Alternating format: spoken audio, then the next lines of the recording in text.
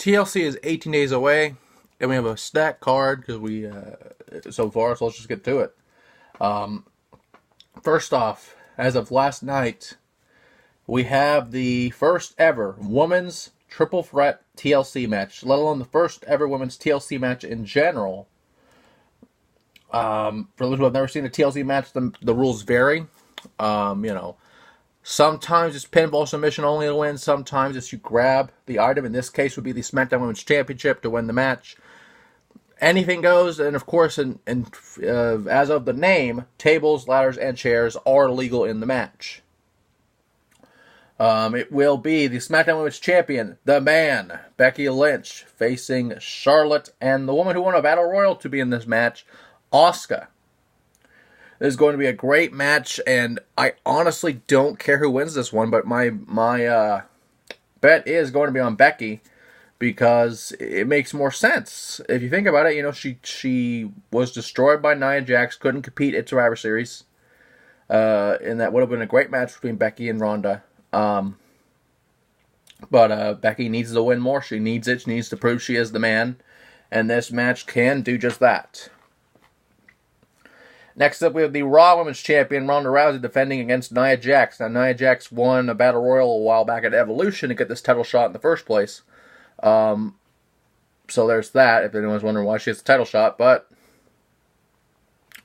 I will go with Ronda just because Ronda needs to stay strong, because I feel like they're going to build towards a Becky rematch, Charlotte Ronda rematch at Mania, let alone a potential Becky Ronda match, the match we should have at Survivor Series but never did.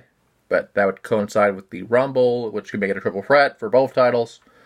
In that case, which would be an interesting scenario, but I'm going to go with Ronda, even though Tamina is at ringside and has been making somewhat of a Samoan dynasty of Nia Jax of late.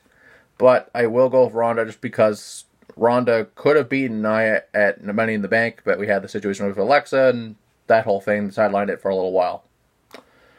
Now, a match we don't know is going to happen or not, but is still listed. Braun Strowman versus Baron Corbin. Braun, of course, had a successful surgery last night on his looked like his elbow or his arm or both. I'm not 100% sure. It could be bone spurs, could be multiple things. We're not 100% sure, but we do know the surgery is a success.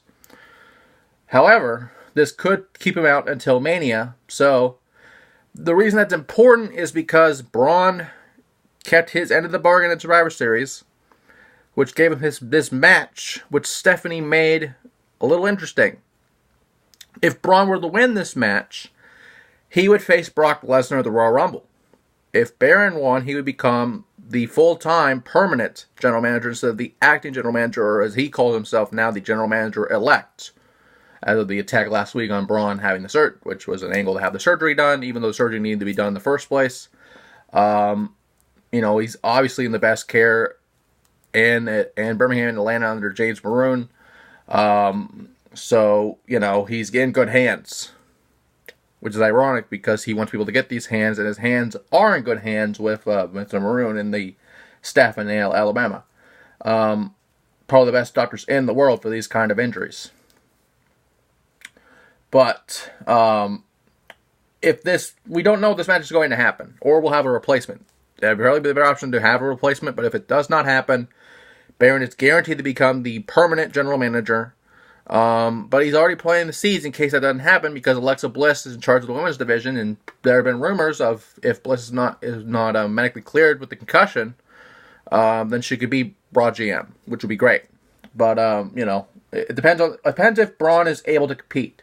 Again, this is also a TLC match where tables, ladders, and chairs are legal, which would probably be a pinfall or submission to win the match, because there's nothing really, unless it's like Baron's contract or something ridiculous on hung above or something like that. However, we don't know what's going to happen, but I can only speculate this will probably not happen because of the injury and surgery and recovery and rehab of Braun would have to do, especially a man of his size, to rehab to get back to what he was, if that makes sense.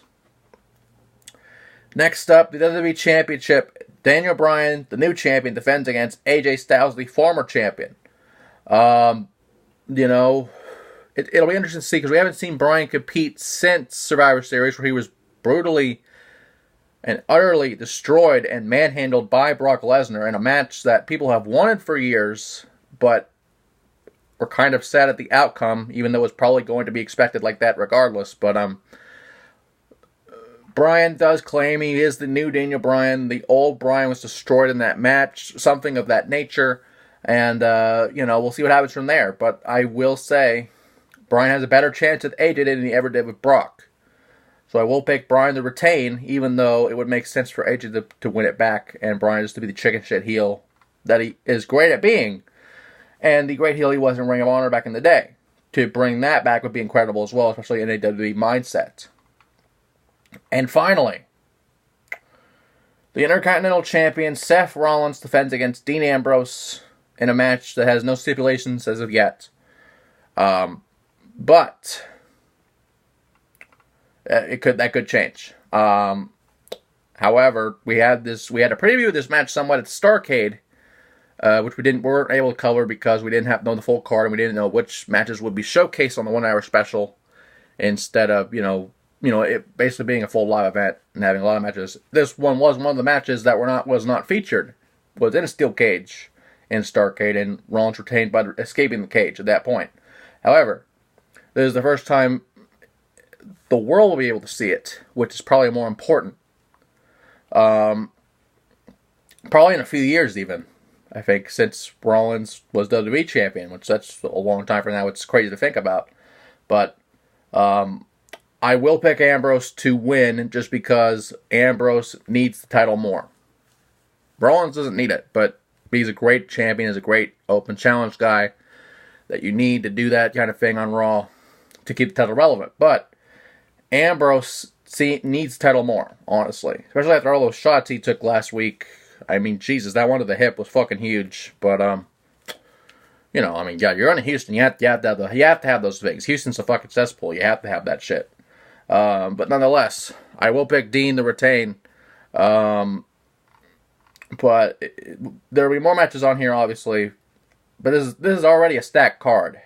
And we'll have hopefully a better update on the Braun situation in a later date, but, TLC is 18 days away, and honestly, I would love this card as is, but there's going to be more, and it should make sense to have more.